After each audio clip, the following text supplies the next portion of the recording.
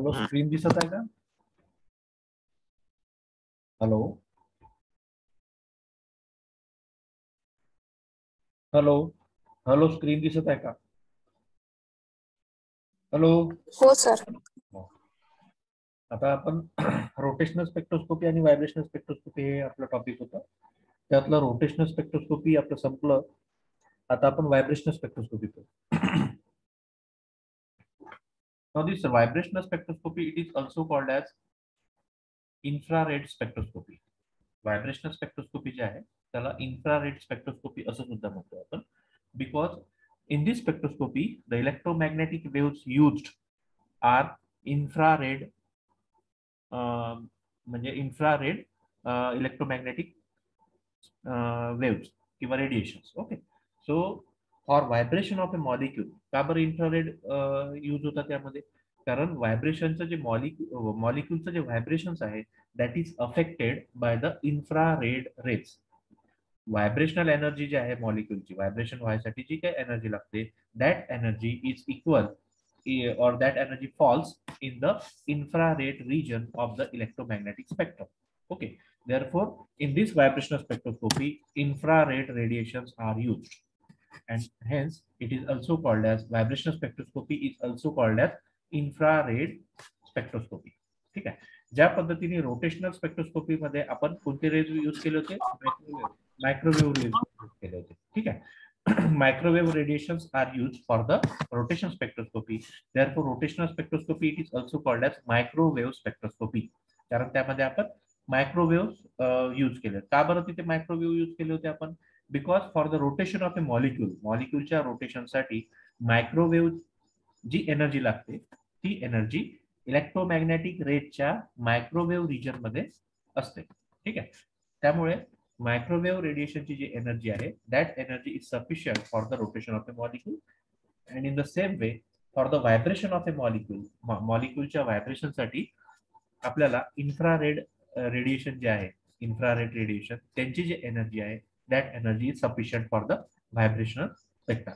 Now in electromagnetic spectrum मध्ये जर आपण असं पाहिलं तर आपल्याला असं लक्षात येईल की इन्फ्रारेड रेडिएशनची जी एनर्जी आहे ती जास्त आहे कशापेक्षा? मायक्रोवेव्ह रेडिएशन पेक्षा. ठीक आहे. मायक्रोवेव्ह रेडिएशनची जी एनर्जी आहे त्यांची वेव्हलेंथ जास्त आहे, म्हणजे एनर्जी कमी आहे than infrared radiation. Infrared radiations have more energy or higher energy than that of microwave radiation. ठीक आहे. आपण कशाबद्दल बोलतोय? मॉलिक्यूलच्या रोटेशन बद्दल आणि व्हायब्रेशन बद्दल, बरोबर आहे. आता मी तुम्हाला आत्ताच सांगितलं की व्हायब्रेशन एनर्जी जे आहे, व्हायब्रेशनल एनर्जी जे आहे याच्यासाठी इन्फ्रारेड रेडिएशन लागतात, याच्यासाठी, आणि रोटेशनसाठी कोणते लागतात? Microwave radiation. ठीक आहे. Microwave radiation. तर आपल्याला माहिती आहे की याची जी एनर्जी आहे इन्फ्रारेड रेडिएशनची ती जास्त आहे दॅन मायक्रोवेव्ह. इन्फ्रारेड रेडिएशन याची एनर्जी जी आहे ती जास्त असते मायक्रोवेव्ह. मायक्रोवेव्ह रेडिएशन काय कॉज करतो? Rotation of a molecule. आणि इन्फ्रारेड काय कॉज करतो? Vibration of a molecule. But when we allow to pass infrared radiation over a molecule समजा आहे त्याच्यावरती आपण इन्फ्रारेड रेडिएशन जर पाठवले तर काय होईल? त्याचे व्हायब्रेशन जे आहे ते चेंज होतील. व्हायब्रेशन समजा व्हायब्रेट होत असेल तर तो पुन्हा जास्त जोराने व्हायब्रेट करावा लागेल किंवा इन्फ्रारेड रेडिएशन पाठवल्यावर. पण आत्ताच मी म्हटलंय की इन्फ्रारेड रेडिएशनची एनर्जी मायक्रोवेव्ह रेडिएशनच्या एनर्जीपेक्षा जास्त आहे. याचा अर्थ काय? याचा अर्थ this infrared radiation may also affect the rotation also. ठीक आहे. कारण रोटेशन जे आहे मॉलिक्यूलचं त्याला जी एनर्जी लागत आहे ती मायक्रोवेव्ह रिजन मध्ये आहे आणि व्हायब्रेशन साठी इन्फ्रारेड रेडिएशन साठी आहे, इन्फ्रारेड रिजन मध्ये आहे. तर इन्फ्रारेड रेडिएशनची एनर्जी जास्त आहे, त्याच्यामुळे this infrared radiation it may cause, त्याची ऑलरेडी जास्त असल्यामुळे व्हायब्रेशन तर होईलच पण याची रोटेशन सुद्धा अफेक्ट होईल. ठीक आहे. Rotation energy also changes due to infrared radiations. Okay.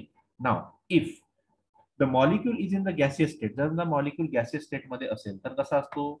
If the molecules are in the gaseous state किंवा compound is in the gaseous state, then molecule is free to rotate. याला कशाचंही बंधन राहत नाही, कारण याच्या आजूबाजूला कुठले मॉलिक्यूल राहत नाही, दूर राहतात मॉलिक्यूल, किंवा there is very less number of van der Waals forces among the molecule. Okay, so if in the gaseous state मध्ये इट कॅन रोटेट फ्रीली. हा काय होतो, फ्रीली रोटेट होऊ शकतो. ठीक आहे, व्हायब्रेशन तर याचं होतेच केव्हा, पण रोटेशन व्हायसाठी गॅसियस स्टेटमध्ये याचं रोटेशन फ्रीली होतं.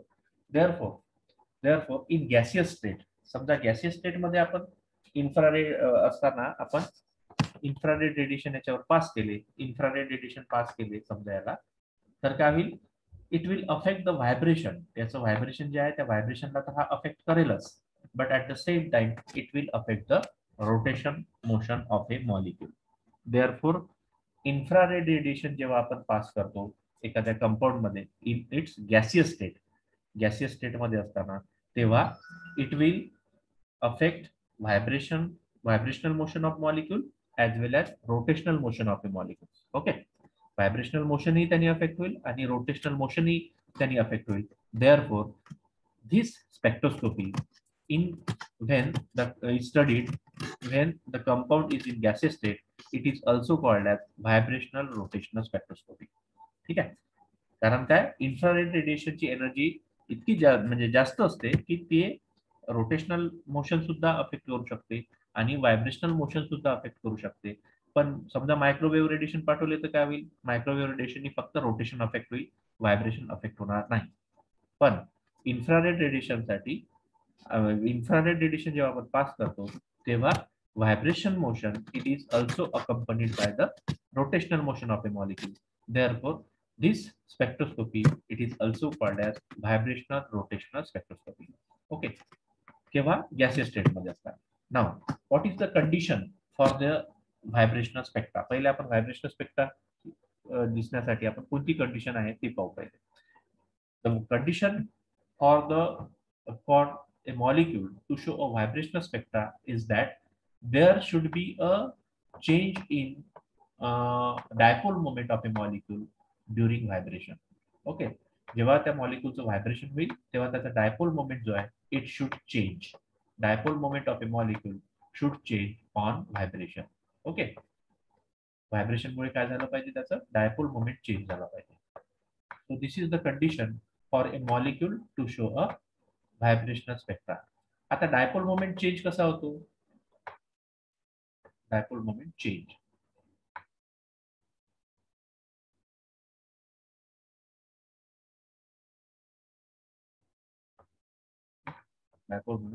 dipole moment change कसा होतो. We know that suppose it is a polar molecule, suppose AB it is a polar molecule. Polar molecule means one atom it possesses a positive charge and another atom it possesses a negative charge. So it is a dipolar molecule or it is a polar molecule. Okay, because it has a two poles it is called as dipole. Now we know that dipole moment mu जो आहे it is given by, since it is a vector quantity, आहे, so it is the product of distance between A and B. A and B मधलं अंतर किती आहे ते into the charge over the atom. Okay, charge दोन्हीचा सारखा राहील आणि अपोजिट राहील, त्यामुळे distance between A and B and in charge. Rotation spectroscopy मध्ये काय झालं होतं, डिस्टन्स चेंज होत नव्हतं ए आणि बी मधलं. ए आणि बी मधलं distance on rotation, the distance between A and B does not change. Okay, but its direction gets change. याला आपण फिरवलं रोटेशन की त्याचा डायपोल मोमेंट मी सांगितलं तुम्हाला की डायपोल मोमेंट कसा दाखवायचा, या डायरेक्शनने दाखवतो डायपोल मोमेंट. ठीक आहे, असा दाखवत असतो. ठीक आहे, याला मॉलिक्यूलला जर रोटेट केलं तर डायपोल मोमेंटची डायरेक्शन जी आहे ती चेंज होते. And since it is a vector quantity असल्यामुळे याचं जे व्हॅल्यू आहे डायपोल मोमेंटची it depends upon the magnitude as well as direction. Rotational spectroscopy मध्ये डायपोल मोमेंटचं डायरेक्शन चेंज होत होतं, डायपोलचं डायरेक्शन चेंज होतं and therefore dipole moment changes. Okay, त्या डायपोलचं जे डायरेक्शन आहे ते चेंज होत होतं on rotation and therefore the dipole moment changes. But now in vibration spectroscopy मध्ये काय होतं, याला रोटेट तर करणार नाही आपण, याला व्हायब्रेट करणार आहोत. व्हायब्रेट करणारा म्हणजे समजा इथे आहे, व्हायब्रेट करणारा म्हणजे काय, समजा हा मॉलिक्यूल आहे, इक्विलिब्रियम डिस्टन्स आहे मॉलिक्यूलचा, त्याला स्ट्रेच केलं इथपर्यंत गेला ए आणि बी, त्याला पुन्हा स्ट्रेच केलं, इथपर्यंत गेला ए अँड बी. ठीक आहे, त्याला पुन्हा स्ट्रेच केलं, त्याच्यापेक्षा जास्त जाईल. कम्प्रेस केलं, एवढा येईल molecule.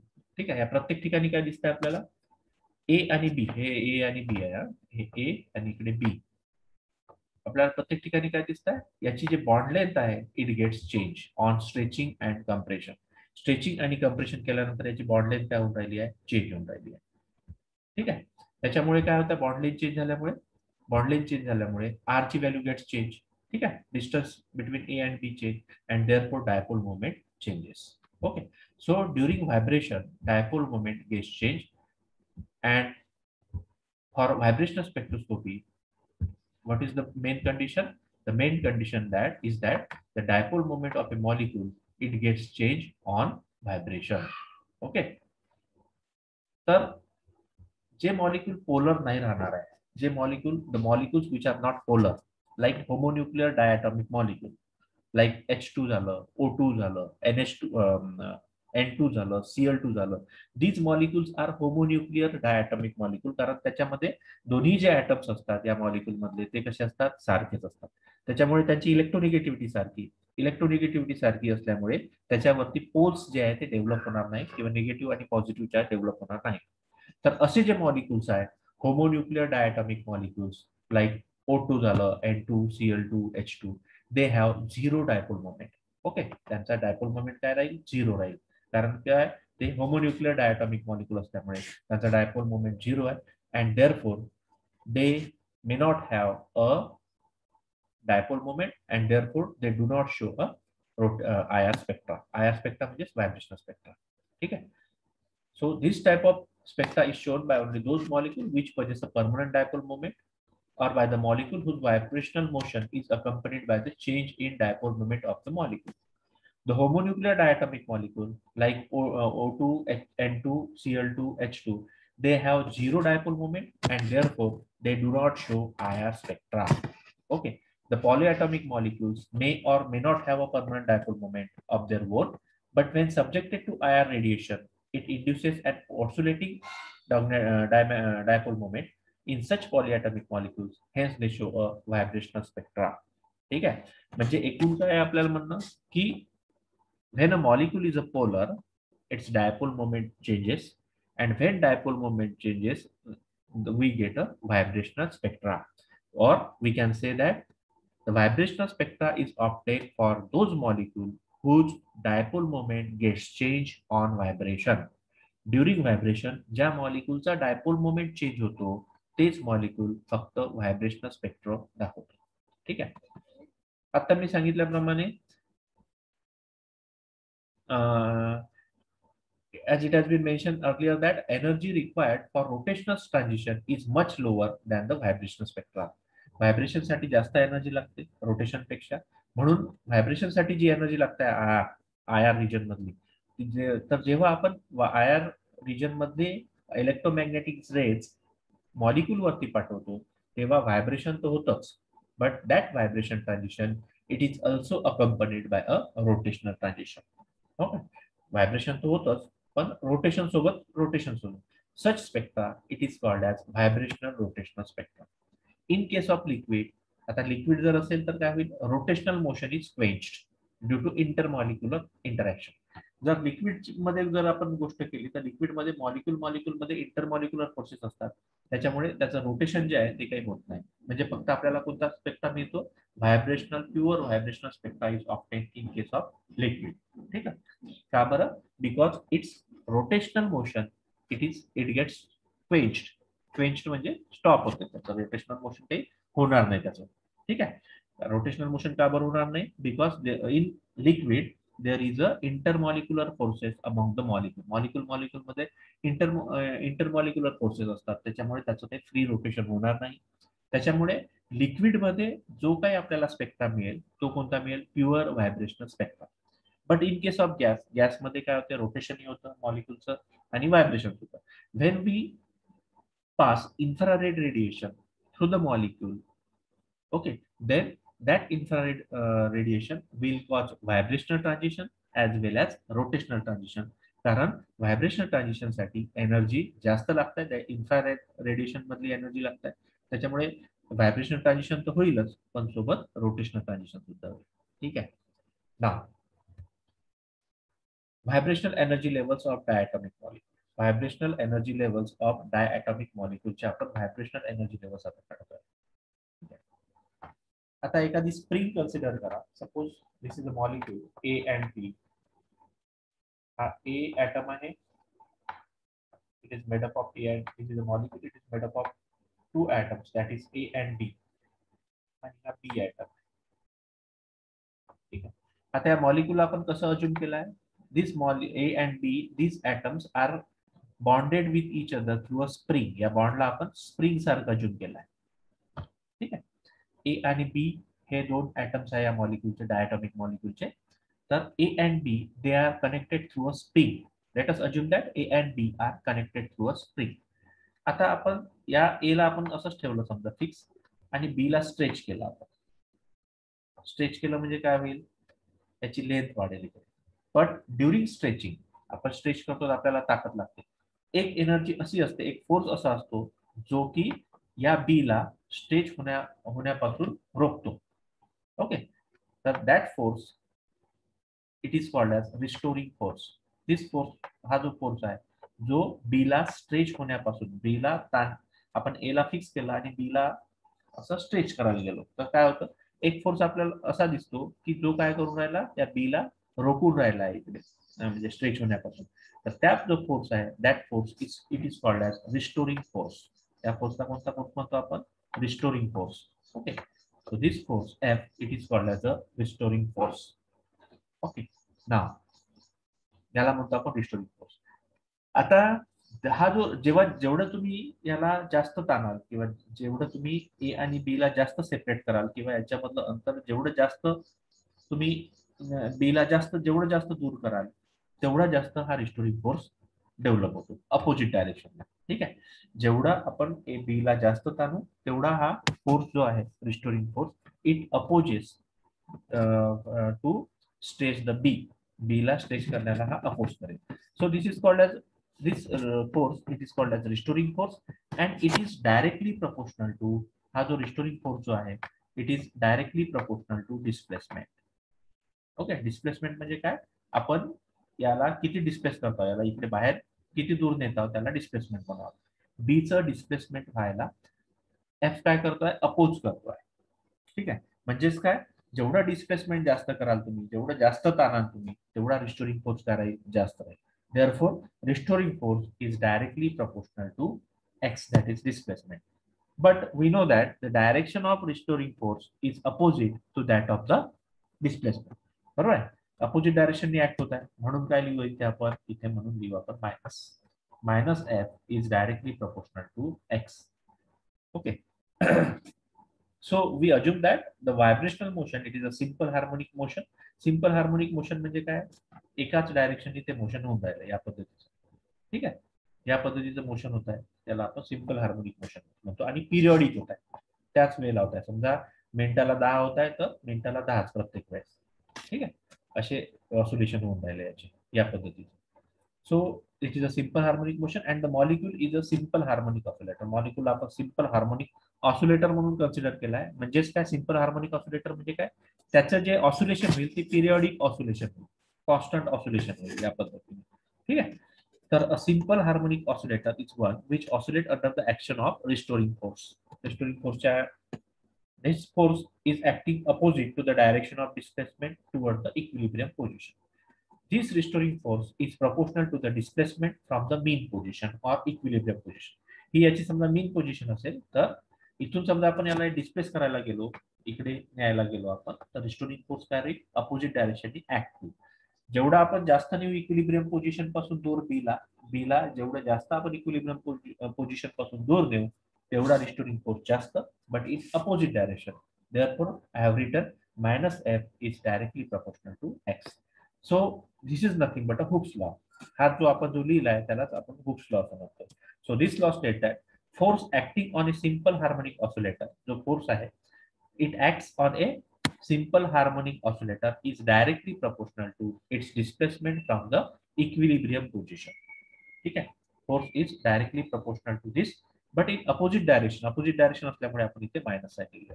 That is F is directly proportional to minus X. बरोबर आहे. और जर आपण आता प्रोपोर्शनॅलिटी साइन हटवली तर आपण के घेतला एक constant. therefore f is equal to minus k into x. what is k? k, it is the proportionality constant known as force constant. जिथला जो k आहे त्या k ला काय म्हणतो आपण? फोर्स कॉन्स्टंट असं. ठीक आहे. त्या k ला आपण फोर्स कॉन्स्टंट असं.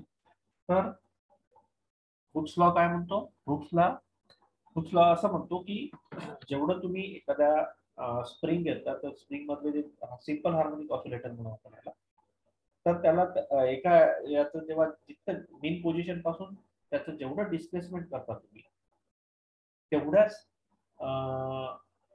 ताकदीचा फोर्स त्या डिस्प्लेसमेंटला अपोज करतो. ओके. म्हणजेच काय, त्या फोर्सला आपण रिस्टोरिंग फोर्स असं म्हणतो. And that force it is directly proportional to displacement, but that force acts in opposite direction to the displacement. Therefore, we have taken here the minus sign. Therefore, we write it as F is directly proportional to minus x, or F is equal to minus kx. Okay. So where k is a proportionality constant, it is also called as a force constant. Now, असे जे oscillations असतात, oscillator जे असतात, असे कोणते simple harmonic oscillator जे असतात त्यांच्यासाठी चेंज इन एनर्जी जे असते, that is E, change in energy जे असते E, it is equal to the product of force into displacement. ठीक आहे. सो फॉर अन ऑसिलेटर, जे ऑसिलेटर असतात त्यांच्यासाठी चेंज इन एनर्जी जे आहे त्यांची change in energy D E, it for small displacement D X. D X म्हणजे थोडं डिस्प्लेसमेंट झालं असेल, आपण जर थोडं डिस्प्लेसमेंट झालं तर थोडी एनर्जी चेंज झाली, म्हणून आपण असं लिहिलं इथे की change in energy D E for a small displacement D X it is given by the product of force into displacement. D E is equal to force into displacement, it is the energy, that is the change in energy. Okay. तर इथे minus sign लिहिली आपण. का बरं minus sign लिहिली आहे? कारण हे हा जो फोर्स आहे अपोजिट डायरेक्शन ऍक्ट होत आहे म्हणून मायनस साइन लिहिला. और आता काय करू आपण, या एफ च्या ठिकाणी what is F? F is nothing but minus K x. F is restoring force is nothing but a minus K x. तर मायनस एफ के एक्स इथे पुट केला आपण. मायनस के एक्स आणि हा मायनस गेला, त्याच्यामुळे काय राहिलं? D E is equal to K X into dx.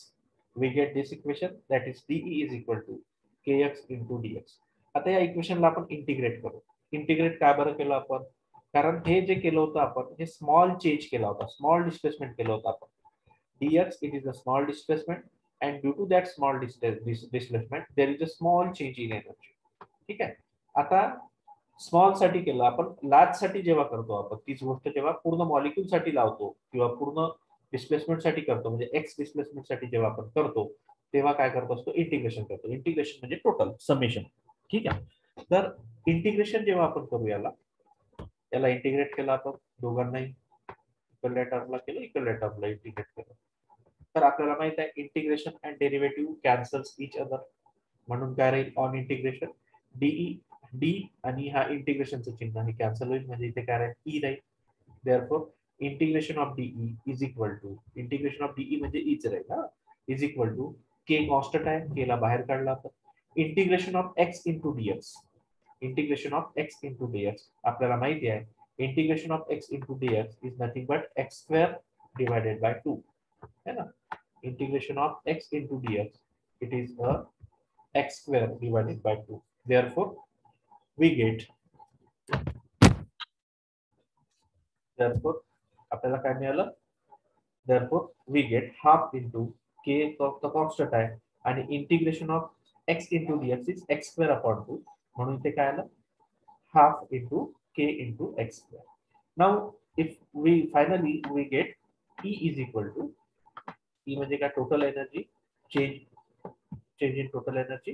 E is equal to काय आलं finally? Half into K into X square. ठीक आहे. हे इक्वेशन आपल्याला मिळालं. ठीक आहे. आपण एनर्जी काढली ऑसिलेटरची, जी एनर्जी होती फोर्स इंटू डिस्प्लेसमेंट. फोर्स काय? force restoring force is equal to force constant into x, that is displacement. Therefore त्याला इंटिग्रेट केलं आपण आणि आपल्याला हे इक्वेशन मिळालं. नाउ जर हे इक्वेशन जर आपण लक्षात घेतलं तर हे इक्वेशन कशाचं आहे? पॅराबोलाचं आहे. This equation is a parabola. This equation it is a equation of a parabola. Parabola म्हणजे काय? पॅराबोला म्हणजे या टाइपचा curve. It is called as parabola. हा टाइपचा जो कर्व राहतो याला फक्त आपण पॅराबोला. हे जे इक्वेशन आहे E is equal to half into k into x square. This equation is of parabola. Parabola या कर्वचं इक्वेशन आहे. Therefore आपण या इक्वेशन वरून कोणते कन्फ्युजन काढू शकतो? This is a equation of parabola and so the value of energy changes with the displacement in a parabolic manner. Okay, म्हणजे energy जी आहे ती डिस्प्लेसमेंट सोबत चेंज होते, कशी? पॅराबोलिक मॅनर मध्ये चेंज होते. ठीक आहे. ऍट इक्विलिब्रियम पोझिशन मध्ये जे डिस्प्लेसमेंट आहे ते 0 असते, बरोबर आहे. इक्विलिब्रियम पोझिशनला डिस्प्लेसमेंट जे आहे ते किती? 0, कारण कोणतं डिस्प्लेसमेंट झालेलं नाही. जे डिस्प्लेसमेंट होतं ते इक्विलिब्रियम पोझिशन पासूनच होत असतं. ठीक आहे. इक्विलिब्रियम पोझिशनला आपण x इज इक्वल टू 0 मानतो, म्हणजे डिस्प्लेसमेंट इज 0. तर जर x इज इक्वल टू 0 ठेवला आपण, E equal to half K X square मध्ये x इक्वल टू जर 0 ठेवला आपल्याला तर E काय येईल? 0 येईल. त्यामुळे at equilibrium position x is equal to 0 and so the potential energy जी E आहे, the potential energy it is also a 0. Okay. The increase in potential energy is continuous. Potential एनर्जीचा इन्क्रीज जे आहे ते कंटिन्युअस होत आहे. But according to quantum mechanics म्हणून जे आपण पोटेन्शियल एनर्जी काढली आहे, व्हायब्रेशनल एनर्जी लेवल्सची जी एनर्जी काढली आहे किंवा पोटेन्शियल एनर्जी काढली आहे त्या व्हायब्रेशनल एनर्जी लेवलची, ती आहे EV is equal to V plus half into H nu. This is not V, this is a nu. हा V आहे, हा न्यू आहे. ठीक आहे.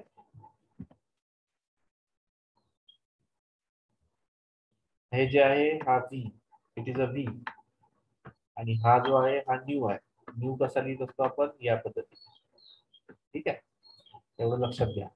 सो हे क्वांटम मेकॅनिक्स मधून लिहिलेलं आहे आपण, की क्वांटम मेकॅनिक्स काय म्हणतो की व्हायब्रेशनल एनर्जी लेवल्स जे आहे त्या फिक्स असतात. त्यांची एनर्जी जे फिक्स जे असते ती फिक्स असते, आणि ती एनर्जी असते EV is equal to V plus half into H into nu. This is according to quantum mechanics. हे इक्वेशन क्वांटम मेकॅनिक्सने डिराइव्ह केलेलं आहे की energy of a vibrational energy level it is nothing but a V plus half into in bracket मध्ये टाकायचं आपण V plus half into H into nu. Okay. So this is the energy of vibrational energy level. ठीक आहे. ही जी आहे ही energy कशाची आहे? Vibrational energy लेवलची energy आहे. So according to quantum mechanics we get this equation. आपल्याला हे इक्वेशन मिळत असतं. ठीक आहे. तर व्हायब्रेशन क्वांटम मेकॅनिक्स जे आहे या क्वांटम मेकॅनिक्स मध्ये सगळ्या गोष्टी ज्या आहेत त्या फिक्स असतात. फिक्स असतात म्हणजे व्हायब्रेशनल एनर्जी याची एवढी आहे ती एवढी आहे. ठीक आहे. त्याच्यानंतर याची व्हायब्रेशनल एनर्जी चेंज झाली म्हणजे तो हायर एनर्जी लेवल मध्ये गेला तर याची एनर्जी एवढी राहील म्हणजे एवढी राहील, ती त्याच्या कमी नाही राहणार, जास्ती नाही राहणार. ठीक आहे. तर या व्हायब्रेशन क्वांटम मेकॅनिक्स मध्ये एव्हरीथिंग दिस एनर्जी ज्या आहे त्या फिक्स असतात. त्याच्यामुळे हे जे आपण काढली म्हणजे आपल्याला हे जे व्हायब्रेशनल एनर्जी मिळालेली आहे EV जी मिळालेली आहे इट इज अ फिक्स, म्हणून याला क्वांटाइज म्हणतात. क्वांटाइज याचा अर्थ fixed. So we get this energy that is EV is equal to V plus half into H into nu. Nu is a frequency. Okay. Nu is a vibrational frequency, H is a Planck's constant, and what is V? V it is the vibrational quantum number. V जो आहे तो काय आहे? Vibrational quantum number. आणि ह्या vibrational quantum नंबरला फक्त integral values आहे, that is 0. It V may be 0, V may be 1, V may be 2, V may be 3 etc. Okay. यात V cannot be half. V ची व्हॅल्यू हाफ राहणार नाही, 2/3 राहणार नाही, 4/3 राहणार नाही. V ची value it is a simple whole number. Okay. and it has a values like 0, 1, 2, 3. तर हे जे इक्वेशन मिळालेलं आहे आपल्याला, this equation we obtain from the quantum mechanics. Okay, now आता एक गोष्ट, एक कन्सेप्ट आपण लक्षात घेऊ. समजा आपण असं म्हटलं, HCl मॉलिक्यूल घेतला आपण, मी इथे Cl ला फिक्स केलं. इथे काय आहे? Cl atom. ठीक आहे, इथे Cl आहे. आता इथे घेतलं मी, हे Cl घेतलं. ठीक आहे, आणि HCl मॉलिक्यूल घेतला म्हणजे हायड्रोजन इथे आहे. ठीक आहे, हायड्रोजन इथे आहे. तर हे जे डिस्टन्स आहे Cl, हे Cl आहे, Clचं आणि हायड्रोजनचं हे जे डिस्टन्स आहे, हे समजा इक्विलिब्रियम डिस्टन्स आहे, म्हणजे हे बॉन्डले इतकं डिस्टन्स आहे. ठीक आहे, याला म्हणू आपण आर इक्विलिब्रियम. R equilibrium. ठीक आहे, आता काय केलं आपण एच ला समजा स्ट्रेच केलं म्हणजे याला फिक्स ठेवला आपण Cl ला. एच ला फक्त आपण ताणलं म्हणजे कुठे गेला तो? इथपर्यंत गेला. ठीक आहे, इथपर्यंत गेला. एच ताणलं म्हणजे त्याची एनर्जी वाढली है ना. ताणलं याला, याचा अर्थ याची एनर्जी वाढली. कुठपर्यंत गेला? इथपर्यंत. आता इथे गेल्यानंतर एक वेळ एच असा ताणल्यानंतर इथे गेल्यानंतर आणि सोडला आपण त्याला, सोडल्यानंतर काय होईल? तो पुन्हा इकडे येईल. इथेच नाही येणार, हा थोडा इकडे येईल. बरोबर आहे. एच आणि Cl याला स्प्रिंग म्हणून कन्सिडर केलं आपण. असं Cl ला फिक्स ठेवलं, एच ला आपण असं ओढलं बाहेर. ओढल्यामुळे काय झालं? हा ताणल्या गेला आणि सोडल्यावर काय झालं? हा इथे आला. बरोबर आहे. सोडल्याबरोबर बरोबर इक्विलिब्रियम पोझिशनला येणार नाही, तो काय होईल? पहिले इथे येईल, मग इथे येईल. या पद्धतीचं असं व्हायब्रेशन, ऑसिलेशन त्याचं चालू राहील. मग कुठे गेला तो? इथे येईल. नंतर काय केलं? पुन्हा ताणला त्याला. पुन्हा ताणला समजा आपण याला इथपर्यंत आणलं. ठीक आहे, जितकं ताणाल तुम्ही तितकं तो इकडे येत जाईल जास्त, है ना. अजून ताणला, अजून स्ट्रेच केलं त्याला, पुन्हा तो इकडे जास्त जवळ येईल. ठीक आहे, पुन्हा ताणला, पुन्हा तो इकडे जास्त जवळ येईल, है ना. सोडल्यावर पुन्हा इकडे जास्त जवळ येईल. या पद्धतीचे आपल्याला पॉइंट्स मिळाले. मग या पॉइंट्सला समजा आपण असं जोडलं, त्या पॉइंट्सला आपण असं जोडलं, काय मिळालं आपल्याला? पॅराबोला. ठीक आहे. So in this way we get a parabola for this vibrational motion of simple harmonic oscillator. Simple harmonic oscillator मध्ये व्हायब्रेशनल मोशन मध्ये जे काही पॅराबोला मिळून राहिला, तो या पद्धतीने पॅराबोला आपल्याला मिळत असतो. ठीक आहे, कारण हे इक्विलिब्रियम डिस्टन्स झालं. याला स्ट्रेच केल्यानंतर तो मीन पोझिशनला म्हणजे याच पोझिशनला येणार नाही, तो याच्यापेक्षा जवळ येईल. बरोबर आहे. जितक्या जास्त ताणाल तुम्ही, जितकं जास्त स्ट्रेच कराल एच ला, तेवढा तो जवळ Cl च्या जवळ येईल. बरोबर आहे, हे आपल्याला माहिती आहे. तर हे या पद्धतीने सगळं पॉइंट जोडत गेलो आपण, तर we get such type of parabola. Okay, so overall आपल्याला म्हणायचं काय आहे की व्हायब्रेशन मोशन जे आहे मॉलिक्यूलचं, सिंपल हार्मोनिक ऑसिलेटरचं जे होतं, we can define that motion in terms of this parabola. So for vibrational energy level, ह्या व्हायब्रेशनल एनर्जी लेवलसाठी व्हायब्रेशनल एनर्जी लेवलची जी एनर्जी आहे ती क्वांटम मेकॅनिक्सनी जेव्हा काढली गेली, तेव्हा ती किती आली? EV, that is equal to V plus half into h into nu. Nu it is the frequency. Okay, this frequency it is called as vibrational frequency or oscillation frequency. Oscillate होत आहे म्हणून त्याला ऑसिलेशन फ्रिक्वेन्सी असं म्हणतात. ठीक आहे, आता आपल्याला माहिती आहे की न्यू जो आहे, जे फ्रिक्वेन्सी असते, it is nothing but, what is frequency? Frequency is nothing but speed of light upon lambda. Okay, आपल्याला माहिती आहे की फ्रिक्वेन्सी जे आहे, frequency it is nothing but a speed of light divided by lambda. But what is 1 upon lambda? 1 upon lambda it is nothing but a wave number. ठीक आहे, 1 upon lambda म्हणजे काय? Wave number.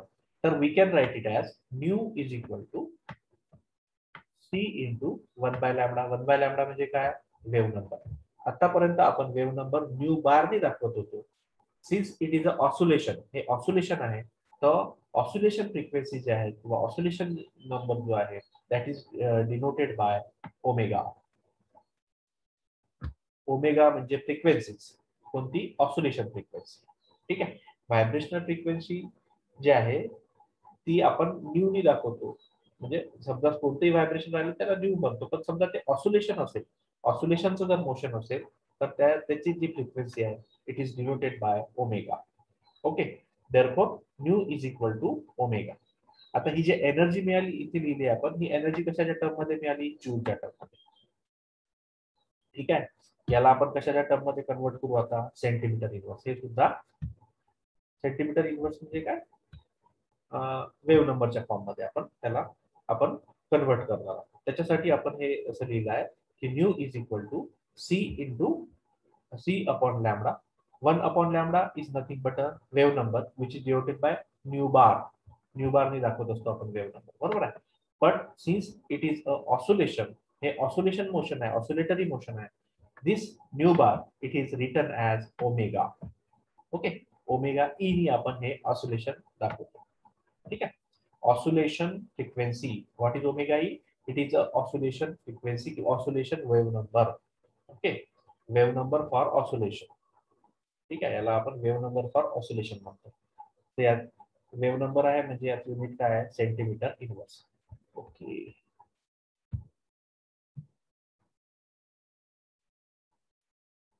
हा वेळ संपलेला आहे, आपण नेक्स्ट लेक्चर मध्ये बाकीचा पार्ट पाहू. ठीक आहे, हॅलो हॅलो. Yes sir. हा, बाकीचा पार्ट आपण नेक्स्ट लेक्चर मध्ये पाहू. समजत आहे का तुम्हाला, हॅलो हॅलो, शिरीन समझ रहा क्या, समझ रहा ना. नाही समजलं तर तेव्हा विचारू शकता तुम्ही काही.